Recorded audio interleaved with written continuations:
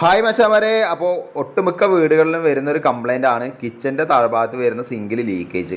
ഒന്നില്ലെങ്കിൽ ഇതേപോലെ തുണി ഇട്ട് വെച്ചിട്ടുണ്ടാവും, അല്ലെങ്കിൽ ചെറിയൊരു പാത്രം വെച്ചിട്ടുണ്ടാവും. അത് ഇവിടെ എന്താ വെച്ച് കഴിഞ്ഞാൽ ഈ കാണുന്ന 1.5 പൈപ്പിൻ്റെ മേലെ കൂടി ലീക്കേജാണ്. എപ്പോഴും ഇല്ല, പക്ഷേ സിങ്ക് ഉപയോഗിക്കുന്ന സമയത്ത് ചെറിയ രീതിയിൽ പുറത്തേക്ക് തള്ളുന്നു. അതിന് നിങ്ങളൊരു വഴി ചെയ്താൽ മതി. ഇങ്ങനെയൊക്കെ ലീക്കേജ് വരികയാണെങ്കിൽ ഇതേപോലെ ചില എല്ലാവരുടെ വീടുകളിലും 2 പൈപ്പായിരിക്കും ഇട്ടിട്ടുണ്ടാവുക. ഇവിടെ 1.5 പൈപ്പാണ്. ഡബിൾ പോൾ വരുന്ന സിങ്കാണ്. ഒരു സൈഡിൽ കുഴപ്പമില്ല, ഈ സൈഡിലാണ് മൊത്തം ലീക്കേജ് വരുന്നത് കേട്ടോ.